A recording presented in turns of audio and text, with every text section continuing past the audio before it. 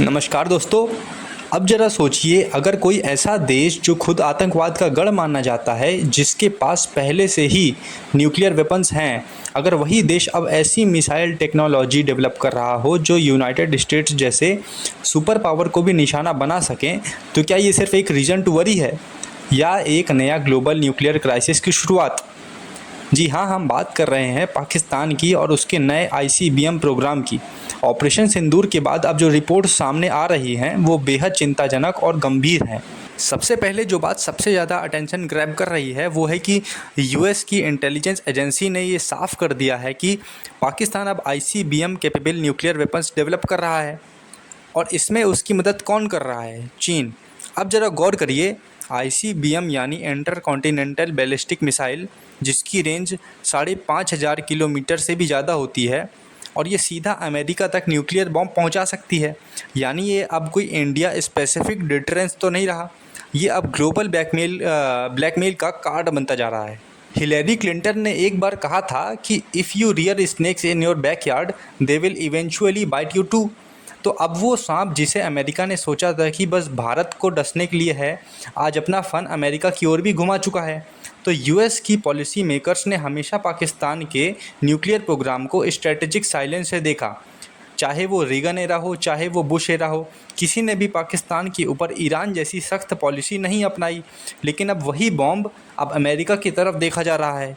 अब ये कोई कॉन्स्पिरेसी थ्योरी नहीं है। देखिए, वॉशिंगटन के अंदरूनी दस्तावेज साफ तौर पर बता रहे हैं कि यूएस अब पाकिस्तान को सिर्फ एक इंडिया के खिलाफ नहीं देख रहा, बल्कि अब उसे एक पोटेंशियल न्यूक्लियर एडवर्सरी की तरह कंसीडर किया जा रहा है। आईसीबीएम के जरिए पाकिस्तान सिर्फ भारत को नहीं बल्कि फ्रांस, जर्मनी, यूके और खुद अमेरिका को थ्रेटन करने की कैपेबिलिटी हासिल करना चाहता है। तो अब ज़रा सोचिए, जिस देश का कमांड और कंट्रोल हमेशा से क्वेश्चनेबल रहा हो, जहां नॉन स्टेट एक्टर्स यानी जिहादी ग्रुप्स ओपनली ऑपरेट करते हों और उनके हाथ में आईसीबीएम आ जाए, तो क्या ये सिर्फ साउथ एशिया की समस्या रहेगी? अब सवाल उठता है कि अचानक ये अर्जेंसी क्यों? देखिए, ऑपरेशन सिंदूर ने पाकिस्तान को स्ट्रेटजिकली नेकेड कर दिया था और फिर भारत ने दिखा दिया था कि उसका न्यूक्लियर ब्लफ अब काम नहीं आएगा। इसलिए अब पाकिस्तान अपने ब्लफ को अपग्रेड करना चाहता है आईसीबीएम जैसे वेपन से। तो अब पाकिस्तान यही मैसेज देना चाहता है कि अगर इंडिया हम पर हमला करता है और हमारा कंट्रोल टूटता है, तो हमारे मिसाइल्स किसी भी जिहादी के हाथ लग सकते हैं और फिर ये मिसाइल सिर्फ इंडिया पर नहीं बल्कि यूरोप और अमेरिका पर भी गिर सकते हैं। तो we can definitely say that this is classic doomsday deterrence blackmail strategy. अब ज़रा ध्यान दीजिए कि कौन कौन सी कंट्री आईसीबीएम कैपेबिलिटी रखती हैं। तो USA, Russia, China, India, north Korea, France, UK और इसराइल। और पाकिस्तान अभी कोशिश कर रहा है आईसीबीएम कैपेबिलिटी हासिल करने की।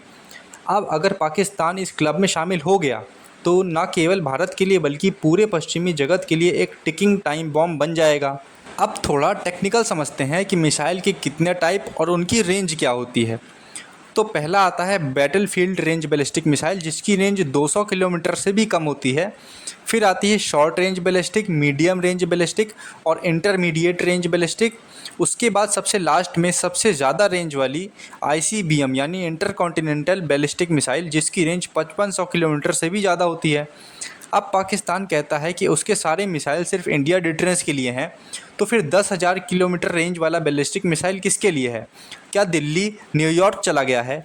यूएस पॉलिसी मेकर्स के बीच अभी विचार तेज हो रहा है कि if Pakistan gets ICBM we must treat it like North Korea. यानी पूरी दुनिया को अब तय करना है कि क्या वो सिर्फ ईरान जैसे देशों पर फोकस करेगी या फिर पाकिस्तान जैसे टेरर फ्रेंडली न्यूक्लियर स्टेट को भी उसी सीरियसनेस से लेगी। अब देखिए, भारत के लिए भी एक मौका है। जिस तरह ऑपरेशन सिंदूर के जरिए हमने पाकिस्तान की क्रेडिबिलिटी को चैलेंज किया, अब हमें उसी तरह दुनिया को ओपनली बताना होगा कि ये सिर्फ साउथ एशिया का मसला नहीं है। पाकिस्तान अब दुनिया के लिए खतरा बन चुका है। ऑपरेशन सिंदूर अगर 2.0 लॉन्च होता है तो उसका डिप्लोमेटिक और जियोपॉलिटिकल जस्टिफिकेशन तो पहले से ही तैयार होना चाहिए। तो दोस्तों, ये था पूरा जियोपॉलिटिक्स का पजल, जहां पाकिस्तान चाइना की मदद से अब एक ऐसा कदम उठाने जा रहा है जो एंटायर ग्लोबल ऑर्डर को चैलेंज कर सकता है। तो अब आपका क्या मानना है? क्या आपको लगता है कि यूएस को अब फाइनली एक डिसिसिव स्टैंस लेना चाहिए? क्या भारत को इंटरनेशनल कम्युनिटी के साथ कोऑर्डिनेट करके कोई अगला ऑपरेशन लॉन्च करना चाहिए? तो लिखिएगा कमेंट सेक्शन में। I would love to read your thoughts. तो वीडियो को लाइक और शेयर ज़रूर कीजिए अगर आपको लगा कि ये जानकारी इंपॉर्टेंट थी। जय हिंद।